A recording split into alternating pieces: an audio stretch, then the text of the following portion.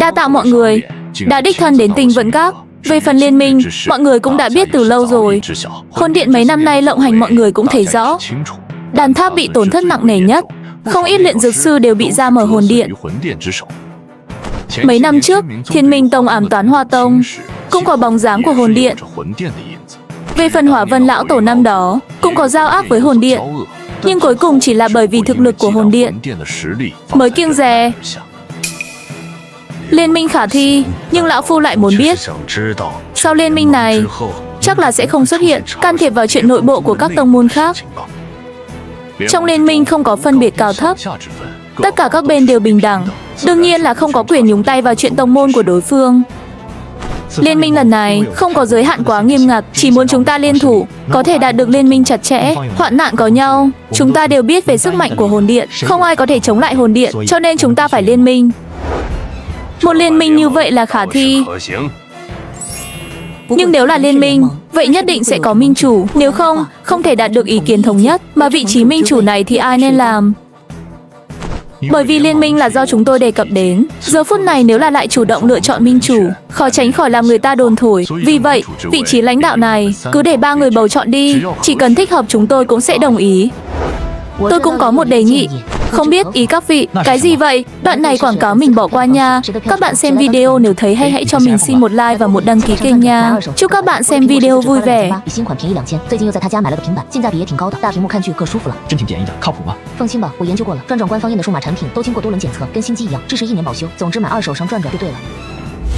Ha ha, các vị đừng lo lắng, liên minh ngoại trừ sẽ có một minh chủ, 3 lực lượng còn lại cũng là 3 vị phó minh chủ. Nếu 3 vị phó minh chủ này đồng ý, ngay cả quyết định của minh chủ cũng có thể đảo ngược. Cho nên các vị không cần lo lắng minh chủ sẽ ép buộc mệnh lệnh gì. Vị trí minh chủ tất nhiên cần một vị thực lực mạnh mẽ, hơn nữa uy tín đủ để giúp đỡ mọi người. Tôi không phù hợp với vị trí này. Ngoài ra Hỏa Vân Lão Tổ thực lực mặc dù mạnh, nhưng tính khí hơi nóng này, không thể tránh khỏi sẽ có lúc dùng sức, không phải là sự lựa chọn của minh chủ. Vì vậy, ứng cử viên phù hợp nhất bây giờ có 2 người, Lâm Lão của Tiểu Đan Tháp và Dực Trần. 2 người họ mạnh mẽ, đồng thời ở Trung Châu tôi cũng có danh tiếng và sức hấp dẫn mạnh mẽ.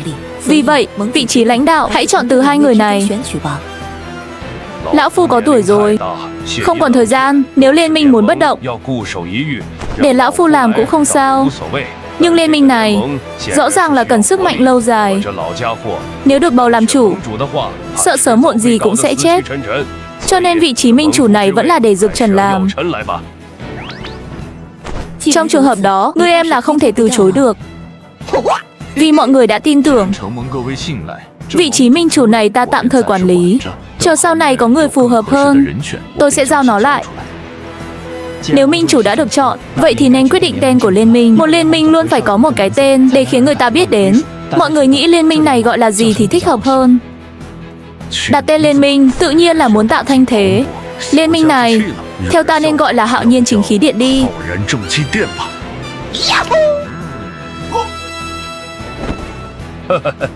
Đối thủ của chúng ta là hồn điện.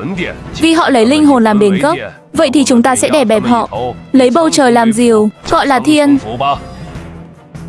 Lấy linh hồn làm đền gốc, bầu trời là diều. Đừng diều bầu trời cũng có thể, nhưng cái gọi là bầu trời là thiên. Nghe rất đơn giản. Liên minh của chúng ta gọi là thiên phủ thì sao? Thiên phủ lấy thiên làm phủ. Tất cả đều đủ hùng vĩ. Như vậy cũng được. Vì mọi người đều đồng ý, vậy thì liên minh của chúng ta được gọi là thiên phủ. Lấy trời làm phủ, còn độc đoán và tinh tế hơn cả hồn điện.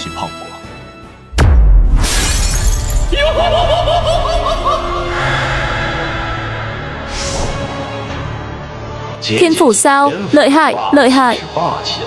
Nhưng bổn điện rất muốn biết, thiên phủ của ngươi có thể tồn tại được bao lâu?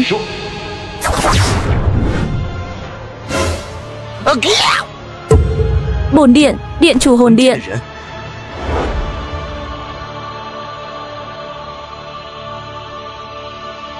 Hồn điện điện chủ. Có lẽ tốt nhất các ngươi nên dẹp bỏ cái thiên phủ liên minh này sớm đi. Có vẻ như điện chủ không đủ can đảm. Nếu dám tới Tinh Vẫn Các, hắn liền trực tiếp vận dụng bản thể đến. Chẳng lẽ là sợ hãi sao? Những người có thể nói bổn điện không đủ can đảm nhiều năm như vậy. Tiêu Viêm, ngươi vẫn là người đầu tiên. Nhưng thành tựu hiện tại của ngươi thật sự là một tai nạn của bổn điện. Nếu sớm biết hôm nay, lúc đầu nên hoàn toàn huyết tẩy Tiêu gia.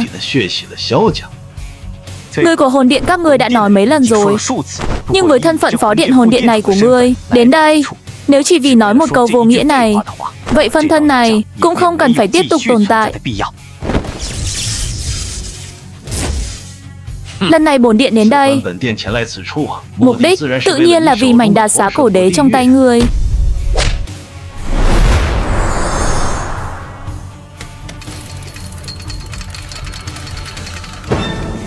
Phụ thân,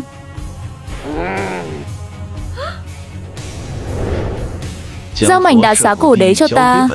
Nếu không chỉ cần ta bóc tay, linh hồn phụ thân người tan biến. Ngày này năm sau là ngày giỗ của cha ngươi.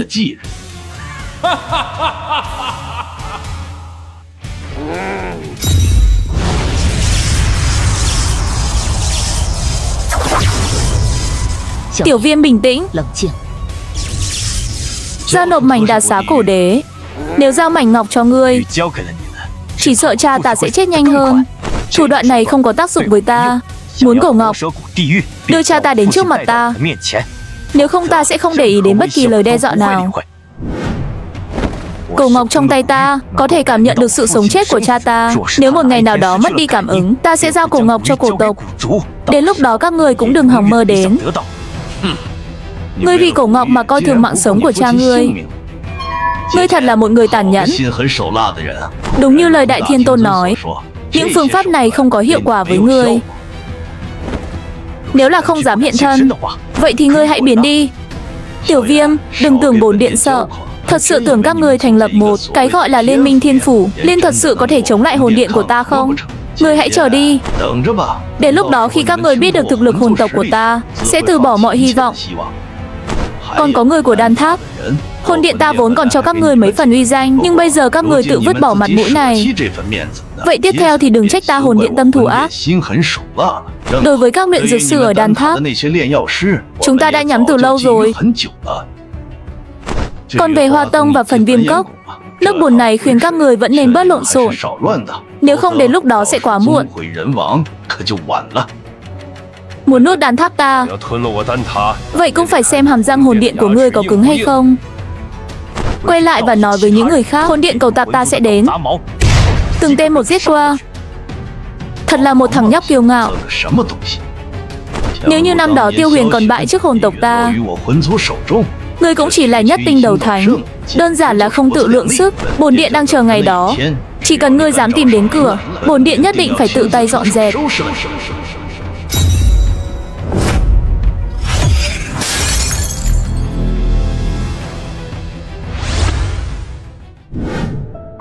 Xem ra liên minh lần này của chúng ta cũng sớm đã bị hồn điện dò xét rõ ràng. Nếu không cũng sẽ không xuất hiện vào lúc này. Cố gắng ngăn chặn các thế lực khác gia nhập liên minh. Lần này liên minh tất nhiên cũng là để hồn điện nhớ kỹ. Nếu không, với tính khí của họ cũng sẽ không chịu đựng như vậy. Về phần cái gọi là linh hồn của điện chủ hồn điện, mọi người đã từng nghe qua chưa? Chưa từng nghe qua. Mạnh mẽ trong gia tộc, người như mây, chắc hẳn vị điện chủ này cũng là hồn tộc, kẻ mạnh từ trong tộc. Nhưng sức mạnh của người này nhiều nhất cũng ở cấp độ đầu thánh 3 sao. Nếu hôm nay đến đây không phải là phân thân, mà là bản thể thật sự, thì chắc chắn sẽ nổ ra cuộc chiến ác liệt. Tất cả chúng ta ở đây đều giấu đầu lộ đuôi. Công việc của liên minh về cơ bản đã hoàn thiện rồi. Không biết các vị còn thắc mắc gì nữa không? Lần này liên minh, hồn điện là đại địch. Sau khi liên minh được công bố, hồn điện chắc chắn sẽ không cam lòng bình tĩnh. Đến lúc đó có lẽ là lúc liên thủ đối địch rồi. Trong trường hợp đó, sau ngày mai chuyện này sẽ được công bố. Đến lúc đó còn xin các vị đích thân ra tay, xây dựng không gian trùng động giữa các lực lượng của nhau. Nếu gặp phải tấn công, cũng có thể hỗ trợ với tốc độ nhanh nhất. Không nên chậm trễ. Chúng ta khi trở về, lập tức xây dựng không gian trùng động.